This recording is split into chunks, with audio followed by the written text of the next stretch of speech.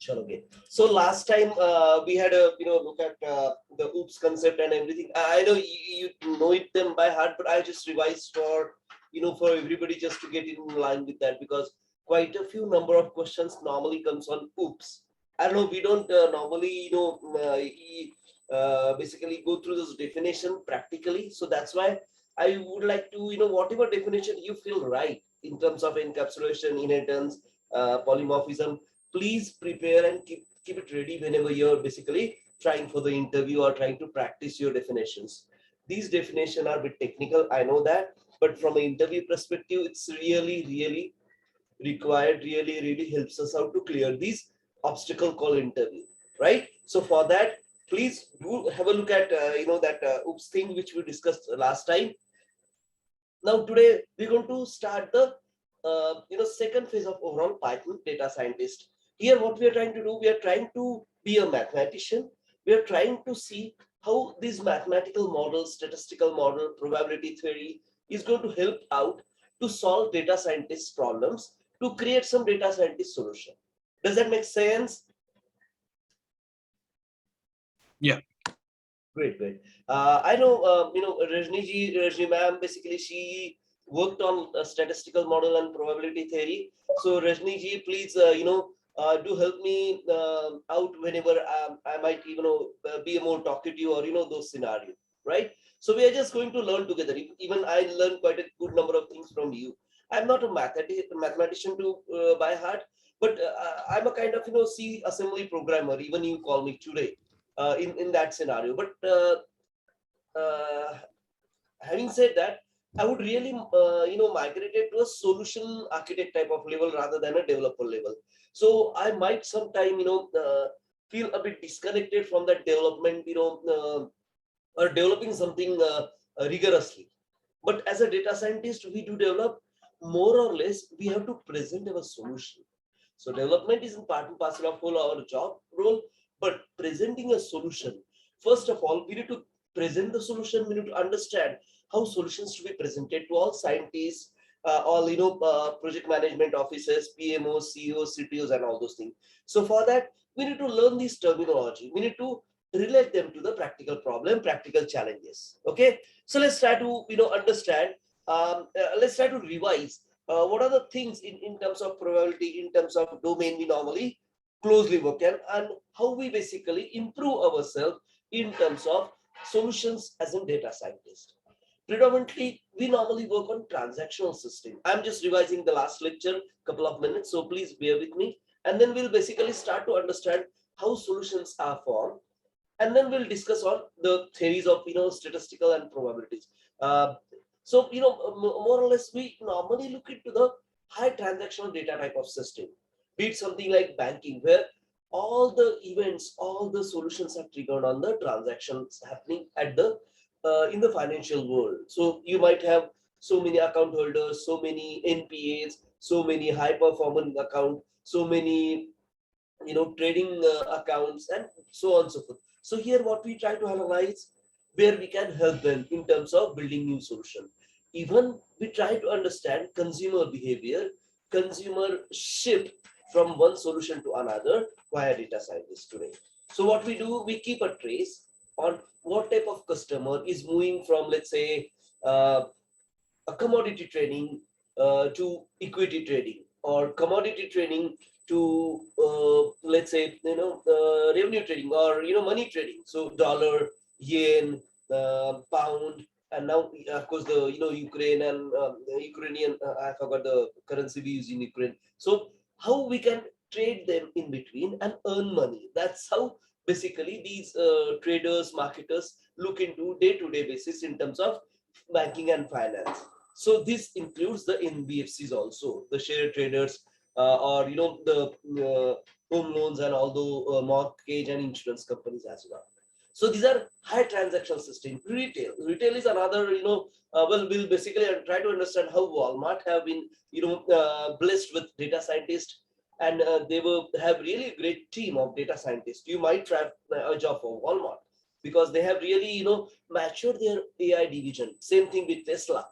Same thing with, well, NASA, US military, they are of course the pioneers in AI overall, but still these corporate headquarters or giants, they have really built up their data scientist team over the years nowadays. Means if you look at Walmart or Netflix for that matters, Walmart have started working on AI data science since 2010, 12, and they really had a great team. Now it's almost 11 years, and they're still trying to adopt to the latest framework, trying to adopt to the latest platform to be chosen for AI. Recently, Walmart also tied up with Microsoft Cognitive, AI framework. So that's also another thing. That's basically C# based AI ML type of framework. We are learning here Python, basically Python with MySQL or something like that. But the overall principles are same. Only you need to choose how we basically build this solution. And at the base of those, we have the statistical and probability theory, which we need to adopt for a given problem. So we need to understand how the problem relates to a basic, theories or basic terminology within statistics or probability, so that we could explain our solutions, and then the solution architect, the designers of the world, of course, will sit together with them and try to generate a solution in terms of for the given problem or for a given strategic study of a consumer base, strategic study of consumer shift trendings, or profitability trends and all those things. These will help business to grow their business, and inherently will grow with that business. And that's how we basically leverage all these technicalities, all these terminologies in our commission to provide solutions in these different domains. Here I have basically just mentioned 8 domains, but don't limit your thought process to this. These are just there for a sampling purpose, right? And how we basically collect data from social media, Facebook, WhatsApp, YouTube, Instagram, Android phone, Google Analytics, and so on and so forth. So we are basically in possession of the data. We are collecting the data by seconds or nanoseconds every day. And these data is available for a data scientist like us to make sure how we can enable the business to earn more profit, to regionally plan a new product for a specific region, so we could understand the consumer behavior, so that we can basically help with them which product will be suitable and how they will be suitable for a given business to grow. Okay, any question for me at this moment? Have you understood why we are basically talking about statistic and probability? Oh, yeah, we are good, Yes. Ravindra. Sure, thank you. Let's go ahead. So at the end of the day, the solution comprises of need coming from business, or we might invent a solution. That also be probability. As a scientist, we do invent things more and more. We use mathematics and technology together. Technology can be Python data science, where we are learning for, but I would really suggest don't limit on Python data science. Yes, first, of course, we'll complete Python data science. We might, spend a couple of session on Microsoft Cognitive, because they are also gaining up the market like left and right. We also have a look at a couple of videos on R development, how it differs from Python. So this will give you an edge over other data scientists, where we will try to understand how solution forming is important rather than sticking to one technology. Don't fall in love with any technology. Technology do change. Okay. Yes, Python data science is leading the overall data scientist domain because of robotics and IoT. But if you look at the actual market in a retail sense, in a scientific community like NASA and all, they are also shifting their bases from a typical Python to R or to Microsoft Cognitive Network. So don't limit yourself. Okay, try to include all these words from R, Microsoft Cognitive Network, and Python, and club it together.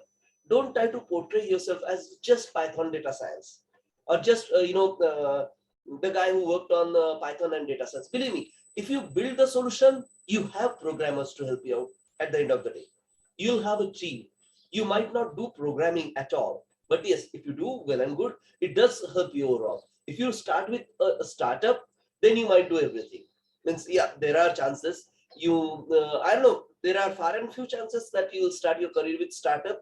But overall, the way GuruSchools work, we have these tie-up with TCS, Infosys, Wipro, and all those Indian software giants, right? So for that matters, you normally land in a job with, let's say, Cognizant, Wipro, TCS, or Patni, or these giants, where you normally have a development team assisting you. So you'll closely work with like architects and designers to build a solution through them. Okay, so let's try to understand how we basically start analyzing or understanding solution. The foremost and oldest case study we have on YouTube is cake pops to regional spread with Walmart. I'll tell you in few words how this basically happened on a consumer level. Walmart was getting really troubled as these online stores started popping up left and right. So we have Amazon, and there are quite a few local portals who were active. I was in Midwest. I was in St. Louis at that time. So we were trying to analyze how we are basically trying to help Walmart in shifting the base to online. Okay, that's happened. Well, Walmart built this website. They have the shopping cart. They have, I believe they've gone with what's that server name? I forgot. They have gone with one of the most retail shopping cart kind of portal, and they started setting up a team. And then Walmart, as an uh, the owners and the top brass, they sat together. They will try to understand how we can get leverage. We are the oldest, innovators in terms of retail or supply chain. So how do we leverage our experience, that experience into the current market? So the owner suggested, hey, why don't you search a really effective consumer study or try to understand consumer behavior with all these technological mumbo jumbos you have? And this was a thought. He spelled it out in somewhere, during holidays of 2011. So there, these, CEOs, CTOs, and, all the other guys sat together, and they literally came up with the idea, why don't we scientifically build a database where I can capture all my consumer behavior, and will start understanding what do they need and how do they need. This was just a thought.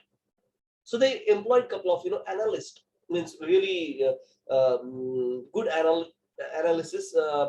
What market can afford at that time, and they started basically telling them their business problem, and they basically sat together and came up with something like a regulative study or a periodic study of consumer, what they bought, how they bought, and how we can collect this data. So they started building these data models at that time.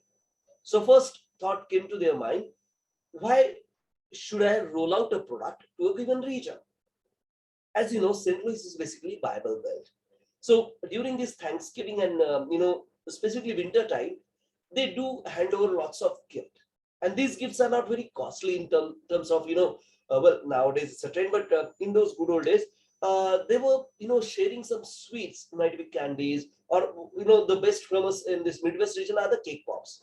Cake pops are basically a round lollipop thing, but which we have a cake inside it, and you have a wrapper of chocolate or a caramel, or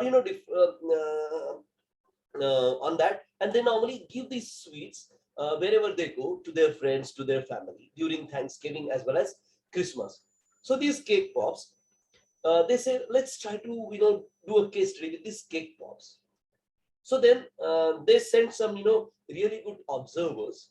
I'm trying to give you a more layman's term rather than scientific terminology here. So they collected a couple of good observers. They sent them to this St. Louis Mall, Cape Girardeau Mall, and then there are around 16 or 17 Walmarts, big Walmarts at that time.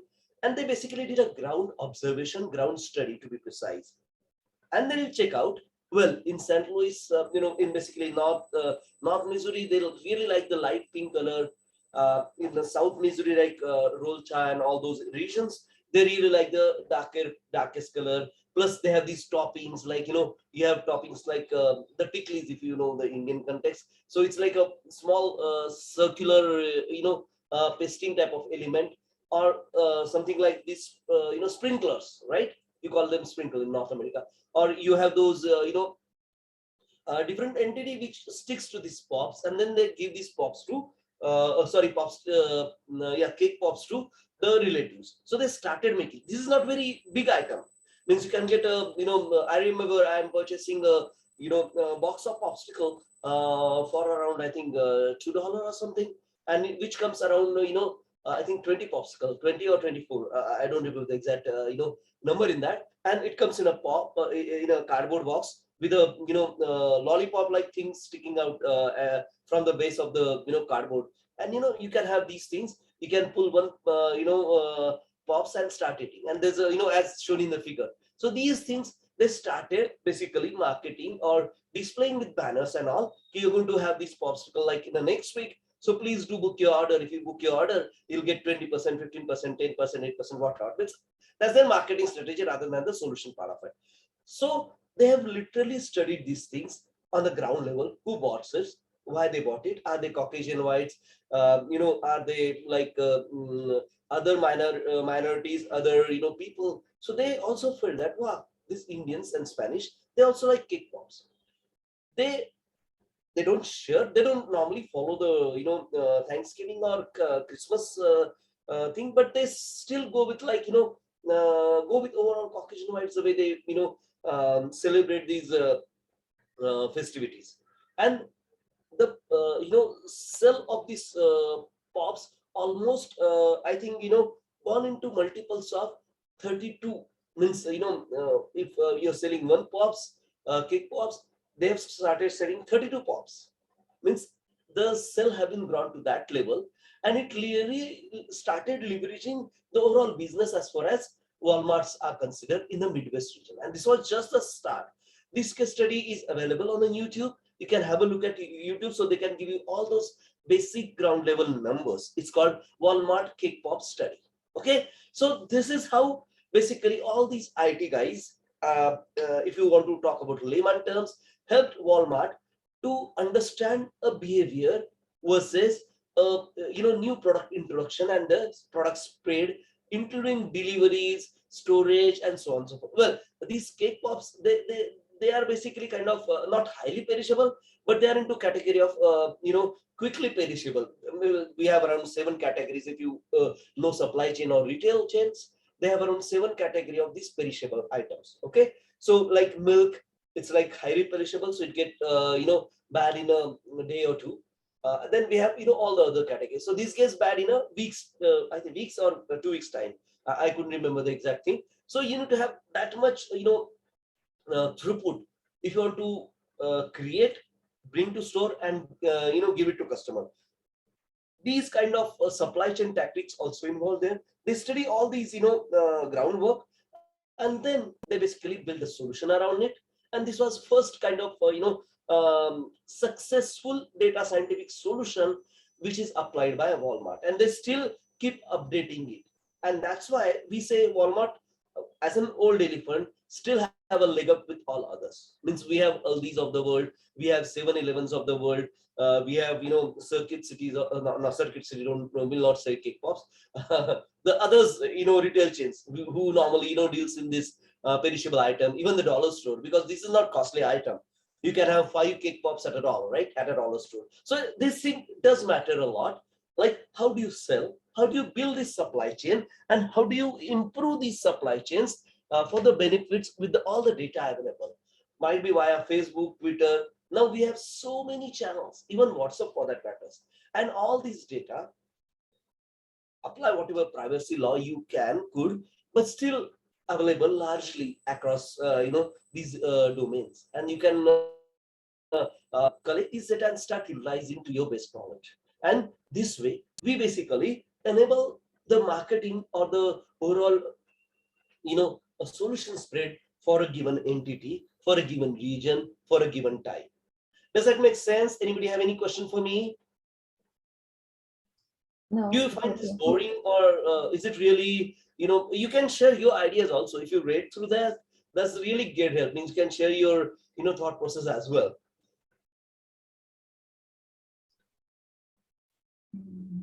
Yeah, we're good.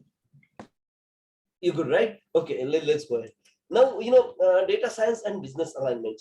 Everybody works for a business and profits, and we get our salary. If business is really doing well, leaps and bounds, we'll get our salary increment left and right.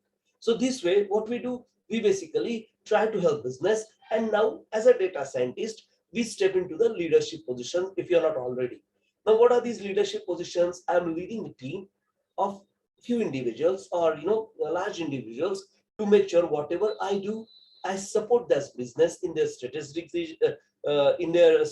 decisions, in their overall organic, inorganic growth, or in their overall new initiatives. So that's how, as a scientist, I help these guys.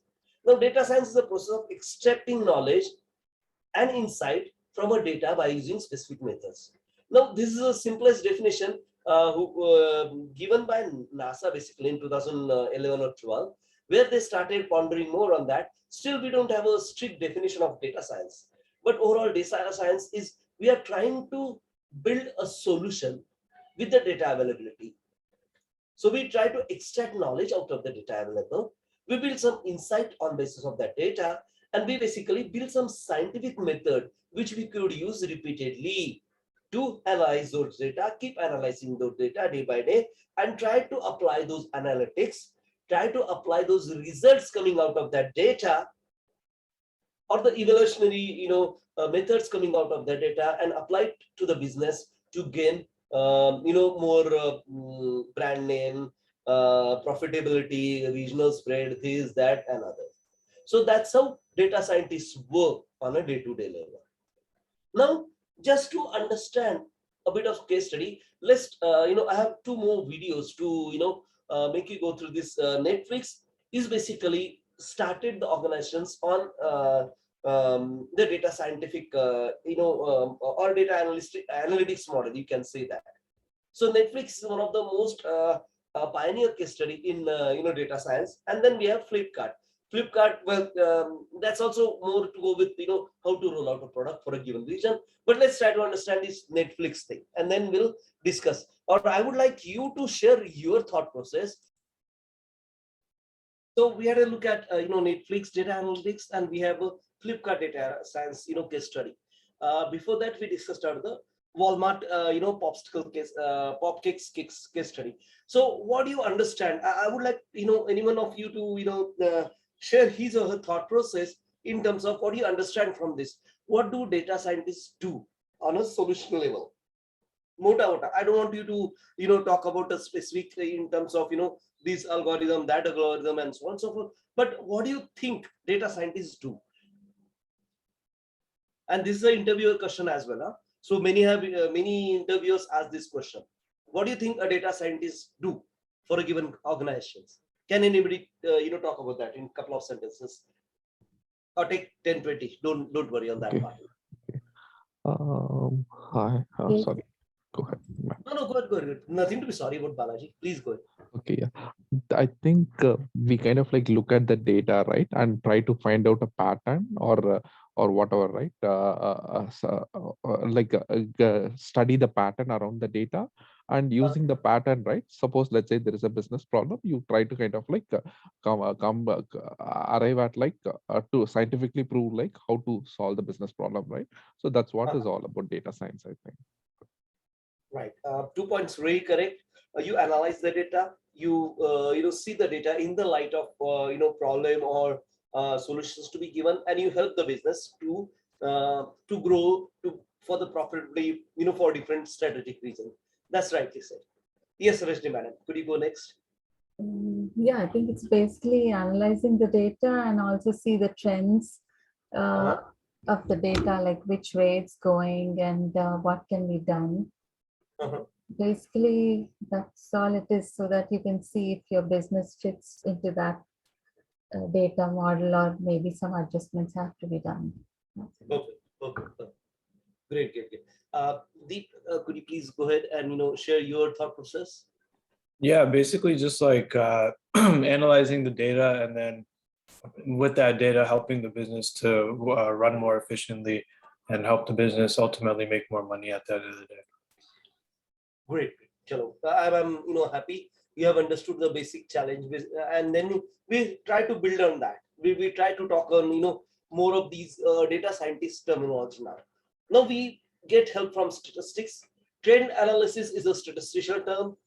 We try to find trends like if the growth is like 1 to 2 to 3 to 4, and then on the fifth day it will grow to fifth. That's a normal kind of trend analysis or extrapolation of trends. That's how we call it. The programming language, we can use any programming languages. If you like R, use R. If you like cognitive thing from Microsoft, you can use that. You can use Python. Python is the simplest one. So that's why we choose Python. Then data extraction and processing. Now data extraction is basically having look at the data in terms of in the lights of the problem or the solution needs to be prepared. That's the foremost thing we should speak to whenever somebody talks to you about what do you mean, what the data scientists do. We understand the data, we analyze the data, we clean up the data, we mine the data, we realign the data for the given problem. This realignment is basically the solution. And whenever you realign this data, it can give you the correct inferences. It can give you, or it can lead you to the correct inferences. And that's what the data wrangling and exploration is all about. You try to understand the data. You try to present the data inferences to business in a such a way that they basically look at it and decide on their own, or you give the decisions to them, hand over the actual decisions based on the data analytics to them, and let them set up the business processes. And that's the solution. Now you have done it one, you have to automate it. You have to let the machine do it, because this is a repetitive laborious task. Let's say for a Netflix or for anybody. Okay, let me tell you the Netflix one. I'm a big fan of a series called House of Cards. Have you heard of House of Cards? Yeah. Yes. Okay. House of Cards is the political series. I like West Wing also, but here let's talk about West Wing is also political series, but West Wing talks about the hierarchical communication of it, and House of Cards talks about the political interaction between the President of United States, the Senate, and the the employees he hired to run the White House. So that's the whole it's a really series about understanding the political fights going on in this political era, and that's what the House of Cards is all about. It's a politician rather than anything like us to look at it. I like it personally on various other reasons.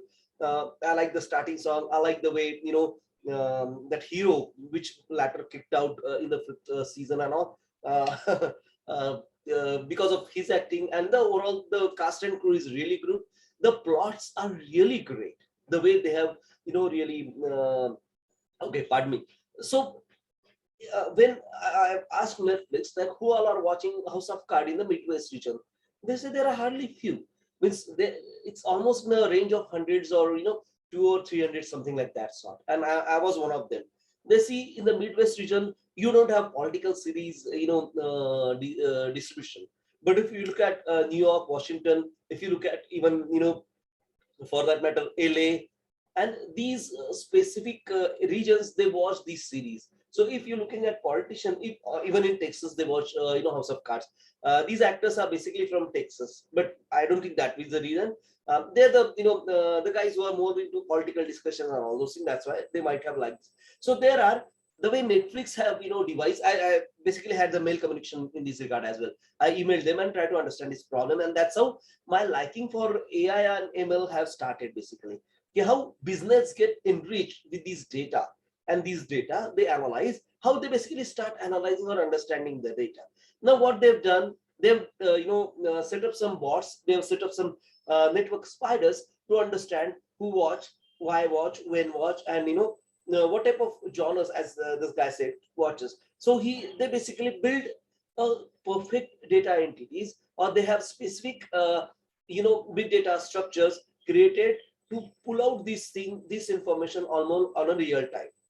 And whenever the AI team sits together, they basically pull out this data from the big data, present it, and they devise new and improved solution for Netflix day by day. House of Cards is basically owned by Netflix. West Wing is owned by Amazon, I believe. West Wing was one of the most oldest.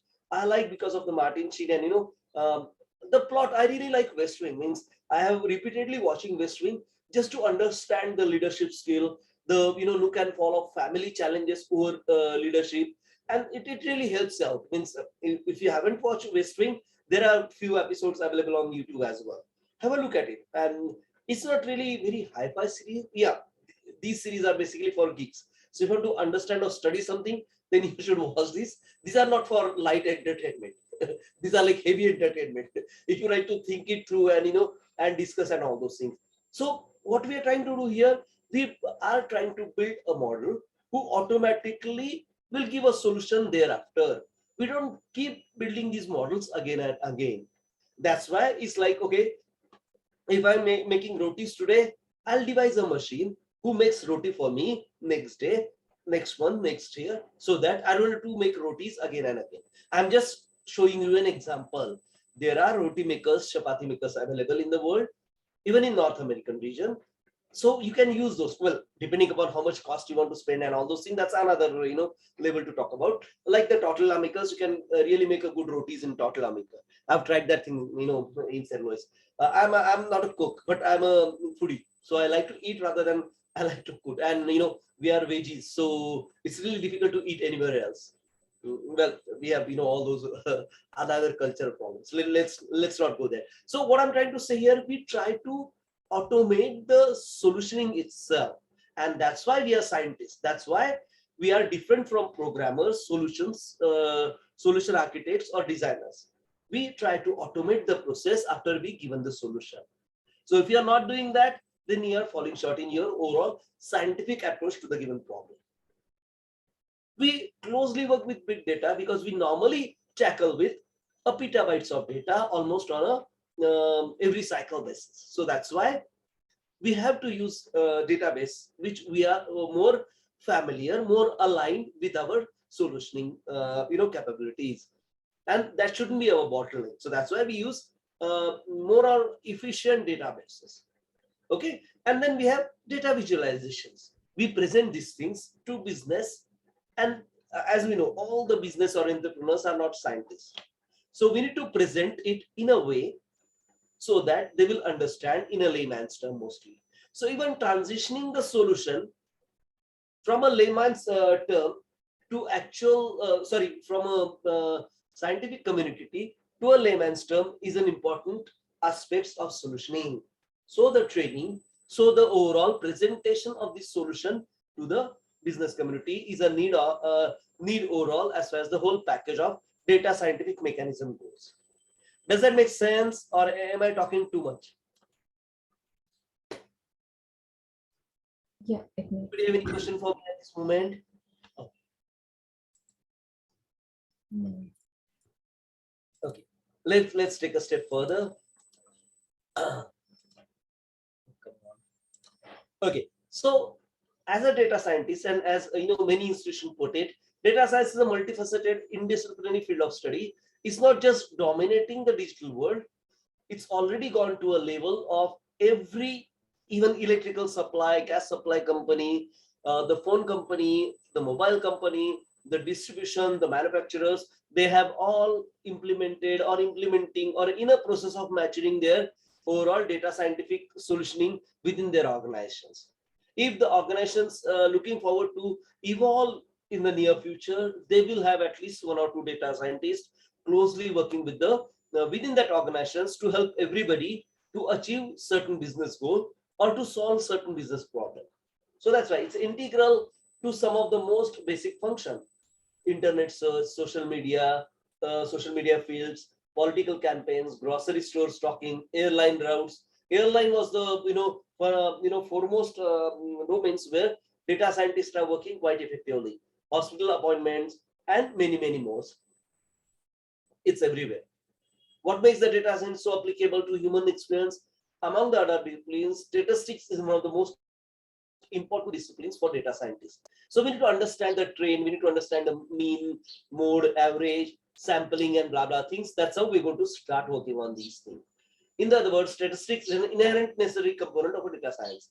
So as a data scientist, we work on statistics day in, day out. We'll explore more of these components in next few slides. In addition to the best way to learn or to gain statistical knowledge of a data solution is basically basically try to understand these overlaps. So we have a computer science, you can say engineer, then we have mathematician and statistician and a business.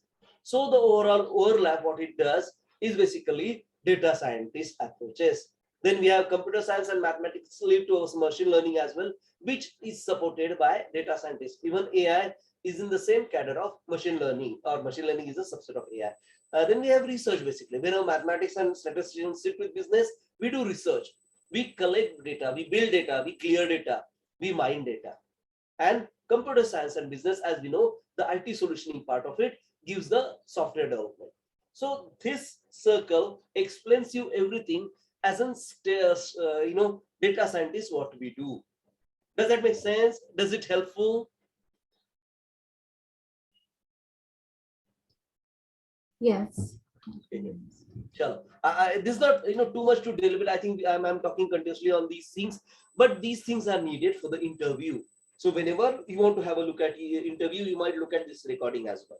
Okay, so let's talk about data life cycle. The business requirement, business problem, business strategic need lets us to go to some data acquisition. So we acquire data, we collect data, we get data, we process the data.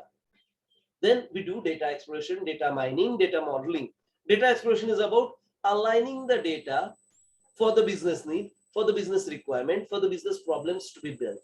And then we deploy the solution, we automate the solution, and the cycle continues. Understand the problem, identify the central objectives, identify variables that need to be predicted. Here, the image talks about the prediction. So we most of the time predict. And yes, predicts on the historical data, predicts on the trends we have observed within last few days, few weeks, few months, few years. If you look at the overall, the what do you call that? Environmental prediction lab, or today will be rain, today will be light, today will be snow, and all those things. These predictions also based on data scientific model. And I don't want to tell you about the old wine, new bottle, or new wine, old bottle, and all those scenario. But actually, these labs, they call environmental labs, they are doing these things from so many years. Means if you look at the history of these things, what they are trying to do, they're trying to just extrapolate the model. What happened in the last year's this day, last year this day, and how are the winds flowing. So how they affecting the scenario, because these trends in temperature continues year after year, and there are some shifts due to this current, due to these extra challenges created by human. Might be due to extra consumption of the ozone layer and the other aspects of it. So we build on those models, which are kind of historical study, which are basically leading you to a trend, and align it with the current challenges, gives you the exact what you can say weather forecasts, and that's how they are forecasting. Does that mean every time they are correct? No, there are some chances we need to take, and that's what the scientific analysis, scientific approach is all about. We keep modifying approach, so it's a continuous process. It's not a one-time job. So wherever you're going to work, you'll be there for ages together, if not many years. And that's why data scientists are not from a field of running around for the job scenarios. They are mostly, I like this company, I'll start studying their data and then work with that company, something like that. So it's more like a marriage rather than a dating service, like every software programmer in North America does. Today is this company, next year another company, and so on and so forth. Data scientists are more or less stick to one company, try to understand their business, try to understand their overall business challenges, strategic planning, and then build the solution for them. So this is a bit different from a developer community. So if somebody asks you, how do you differ yourself from a typical development or architect or designer, this is how you can answer those questions as well. Okay, now let's try to revise quickly, and then we'll start on sampling or data statistics. What is data? Can anybody share in their words? How do you define data? How do you how do you define data? You can use layman's term rather than the technicality of it. Can anybody? just like a cluster of things put into one big like one big pile of information, I would say. Right. You were basically kind of defining a cluster or table or a database interior like database and all. But you're right in your thought process. Anybody else? It's Data is basically basically part. information. Sorry, yeah, please go. It's okay. Go ahead. I think it's just information. So. Yes, that's right. But information which is kind of validated, or how do you say? I'm just thinking on your line, whatever The you start. information which is categorized according to the business needs. Perfect. Wow. Good. You said in the perfect word. Okay. So here, data is normally collected, measured, analyzed, and visualized. Simple style. I have kept it to understand or define data. Now let's try data. This is the definition I took it from IEEE site. Data are individualized facts, statistics, or items of information, often numeric, but not always. In the more technical sense, data is a set of values or quantities or qualitative or quantitative variables about one or more persons, objects, while a datum, a singular data, is a single value or a single variable. So this is how the data is normally specified, expressed. Although terms data and information are often used interchangeably, there's a distinct difference in that. Data are sometimes said to be transformed into information when they are viewed in the context or post-analysis. However, academic treatments of the subject's data are simply units of information. So the layman's term, units of information, is a data. In the difficult or a crooked format, scientific way, individual facts, statistics, items of information, mostly numeric, and values of qualitative or quantitative variables. That's how we label them as a data. So data are basically qualitative as well as quantitative. In qualitative data, we have nominal data, we have ordinal data. In a qualitative way, we have discrete data, we have continuous data. Can anybody tell me what do you mean by nominal and ordinal? Ordinal is basically like 1, 2, 3. It's like units. Okay. And ordinal? That's ordinal, I guess. I don't know Okay. what's nominal. Let's not confuse. I have slide for everybody. I know this is a basic, but as a data scientist, there are some smart ass interviewer who normally, pardon me for the bad word, they use these terminology, and they do ask these questions. I don't know, or they make a point to ask these questions. How do you what do you mean by qualitative data?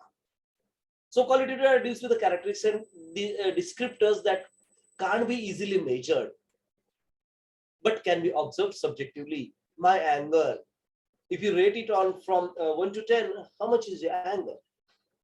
Okay, I'll say 6, 7. Yeah, because if I can't analyze, I can't control, I can't manage, and that's the definition of management is all about. Whatever you can't count, you can't measure. And in the management, we are trying to control the things which we can't count, like the progress. You can't measure progress in a point dot scale.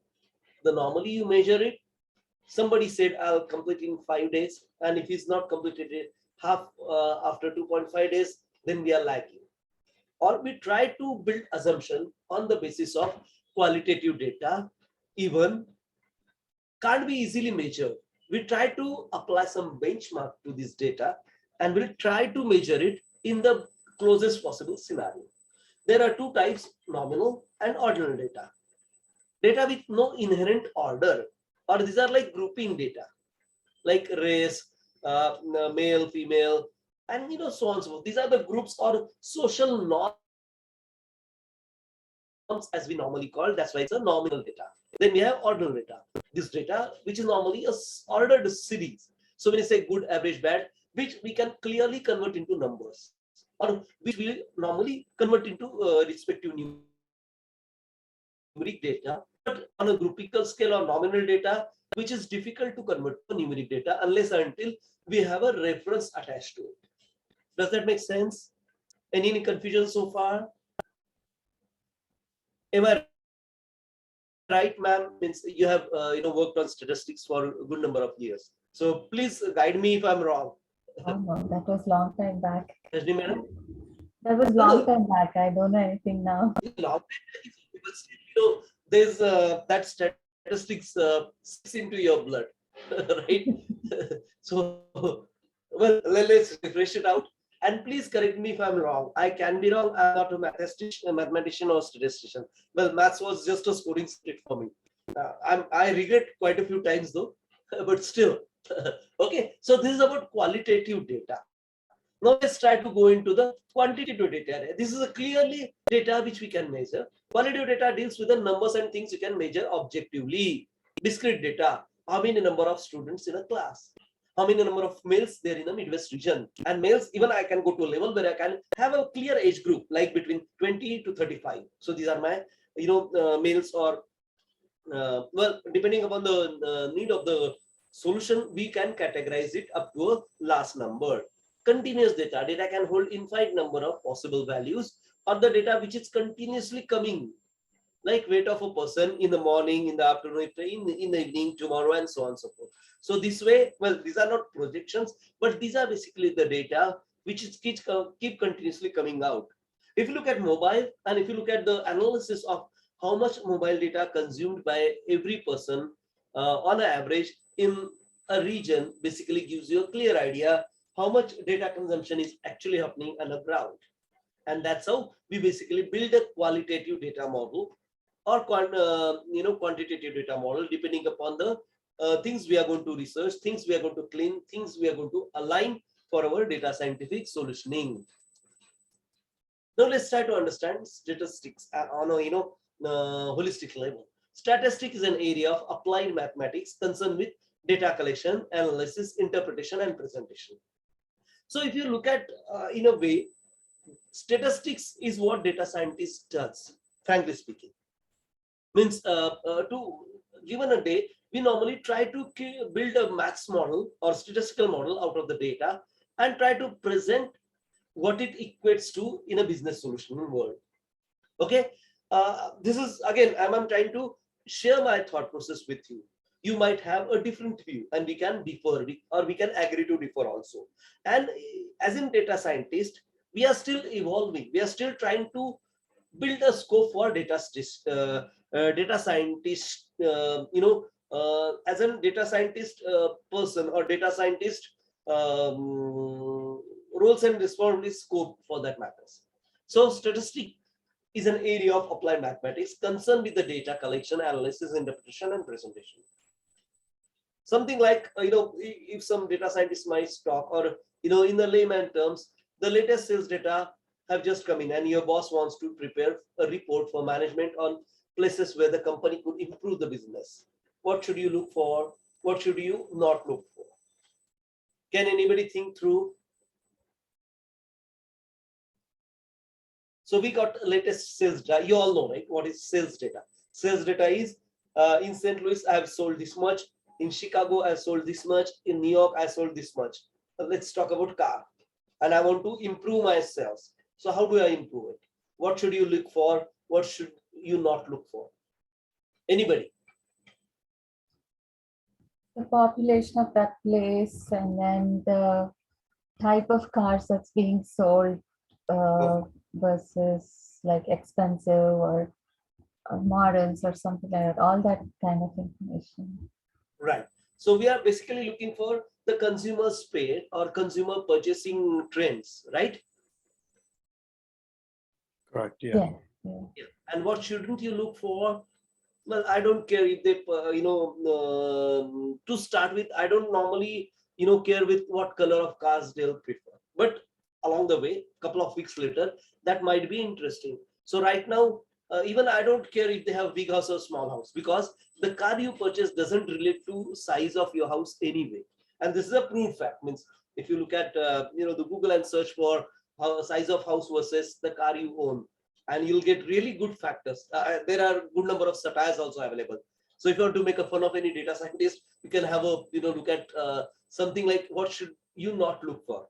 But in a theoretical world, you normally look for each and everything. You collect data, and that's why we normally talk about petabyte or terabyte of data, and that's the problem also. So what to ignore is also get thought process in terms of a typical data scientist. Or what do you mean by data cleaning? Is a big step. We're going to learn that whenever we basically trying to jot down the checklist for solutioning. Okay. Now another examples which I've mentioned here. Your company has created a new drug that may cure cancer, or let's say that may cure COVID-19. How do you contact to test to confirm the drug's effectiveness? Anybody? Experiment on a set of sample of people. Your voice is breaking, ma'am. Could you please repeat? You should test the drug on some people who volunteer. So you normally choose the volunteers, right? Yes. Let's say if you're working in St. Louis area, you'll go to this county, that county, choose 2 people, 3 people, 4 people, and you start your study, right? You normally monitor their health for a couple of weeks, days, hours, depending upon your test, scope and all those things. That's very correct. So this is like the scientific approach to analyze the effectiveness. So you do sampling. Okay. Now let's talk about sampling. What do you mean by how do you do sampling? So if you're talking about population, you do sample. Now, population is also a statistic term. Sample is also a statistical term. Let's try to understand from statistical objectives of it. So collection, set of individual objects or even events, those properties are to be analyzed. So population is not just the population. Population basically talks about number of objects or events whose property are to be analyzed. So populations of car, population of red car, population of Ford car, population of Chevy car, and so on and so forth. So population is a group of collection or a set, and that's what the population is all about. Sample, a subset of a population is called sample. So subset of a collection, subset of a group, subset of a set is a sample. A well-chosen sample will contain most of the information about the particular population parameter. So even I need to define population parameters. So these are quantitative or qualitative check marks applied to a given set. Does that make sense? I try to keep the statistician language out of it, but as a data scientist, this is a need of the hour to speak the statistician language. So we should know certain terminology within statistics, which we normally have to pull it out in the in the interview process, so that the other person can understand, like, okay, you at least played around with statistics. So that's why these terminologies are important. So talks about population, talks about sample, talks about group, set, collection. Okay, chalo. Any questions so far for me on these? Simple enough, right? Yeah. So we do sampling to understand a particular behavior, particular reaction to a given set of data. Sampling, there's a probability sampling and non-probability sampling. In probability sampling, we can clearly define random sampling, stratified sampling, and systematic sampling. In non-probability sampling, snowball. What do you mean by snowball? In the winter, when you got bored, you normally go out, make a snowball, and throw at whoever is near you. It can be a dog, cat, your kid, your father, your mother, your wife, well, whatever. So that's why the snowball. So then there's a quota. I might apply a quota to a non-probability sample, and then a judgment. So I judiciously define a sample. Say I want this color, this eye color, this hair color, and then only I'll throw my snowball. Or convenience. So I'll just look what who is available. Okay, Ravindra is free. Okay, Ravindra, please come. Let's discuss this thing. Something like that. So these type of sampling, there are clearly around 8 to 10 different sampling techniques or sampling way of sampling, frankly speaking. Okay, anybody have any confusion? We'll study each of these because sampling is one of the most important, crucial thing we do while defining a solution. Does that make sense? Anybody have any confusion at this moment? No, we're good. We're good, right? Okay. Now let's take a deep dive. Random sampling. So random sampling, systematic sampling, and starry file sampling. How do we do it? Random sampling, you just point out a person, or you give an ad in a newspaper and try to basically employ somebody for something like, drug test scenario, or something like, sales scenario. You might take a random region like, man, I forgot the county name. Maplewood County in St. Louis. So Maplewood County is, or University City, county in a St. Louis City. These are the counties available within the St. Louis city limits. So there you go, and you normally try to sample out what type of car these, university city people driving. These are mostly student, professors, researchers, and respective to that professions, because university city where the WashU resides, the Washington University of St. Louis resides. So there I'm studying or sampling a particular group of individuals, and I've just selected these by random in the morning. But I should know the sampling. There's no unknowns. We try to pick up sampling to make it sure, or we try to describe the group within sampling. So even if it's random, you should know your sample. So knowing sample is a very, very important step as far as data scientist goes. Systematic sampling. In systematic sampling, like we have discussed, let's take an age group of 20 to 25, and let's try to find out which car they like. So this is like kind of new generation car, because these guys, they've just started working. They might not have money in the banks to basically get a high-end car, but they are really good to go with Dodge Neon. I don't know Dodge Neon if it's still running on the roads or something like that, but let's take, they are looking for some economical car who they can depend on. So they might go for small cars, rather than sedan or luxurious cars. They'll go for car which could take them from point A to point B in the the respective time, size, and traffic and all those things. So that's how this systematic sampling works. So systematic sampling is basically you define the samples prior to applying it. Random is I'm just trying to apply which are non-relevant areas for that given sample. And then starry file sampling, here I normally pick one or subjects with a kind of random sample, or how do I put it? I know a couple of persons living in St. Louis University area. I'll just call them. Could you please participate in this drug test? I'll pay you this, pay you that.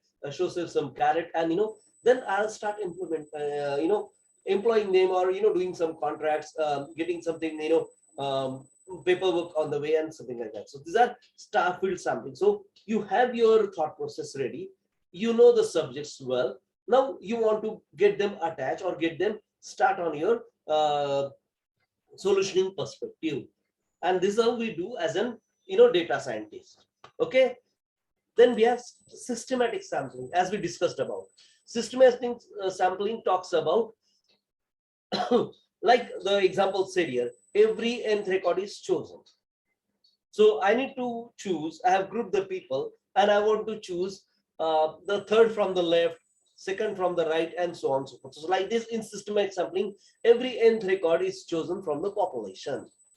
So this way, depending upon what type of sampling I am used, similarly, my data is being analyzed, data is being chosen to be get analyzed, because we don't analyze a data in a peta, or a terabyte space. We analyze the data mostly in a kilobyte space. So we sample the data, and in the systematic sampling, we do this, data with, let's say I want the 4th row, I want the 16th row, I want the,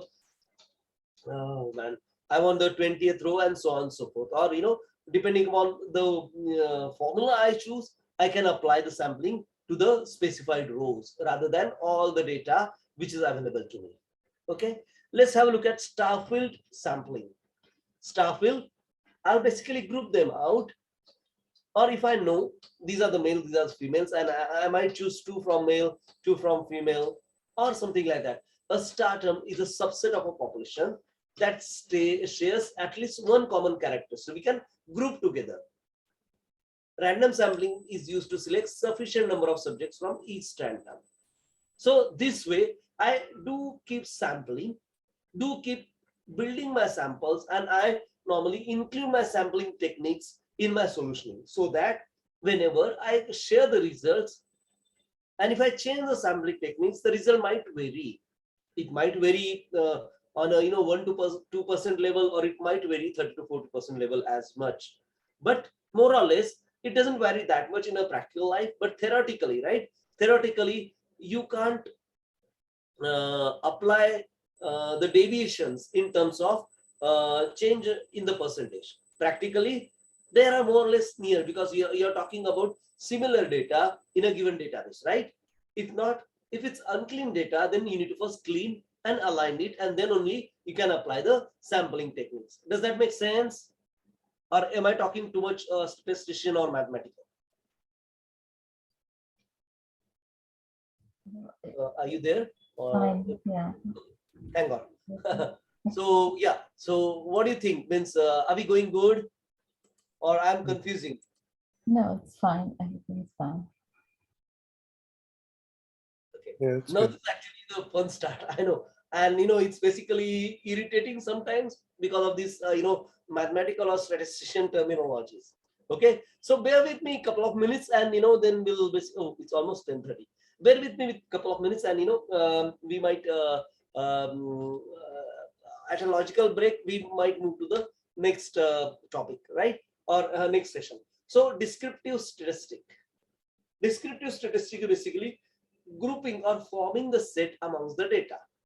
Uses data to provide description of a population. So we are sampling, we are grouping, we are forming a sets basically depending on a particular property, particular particular qualitative method, either through numerical calculations or through graphs or tables. Like there are t-shirts to be distributed amongst two groups: large, medium, small, right? Maximum, average, minimum. How do you do it?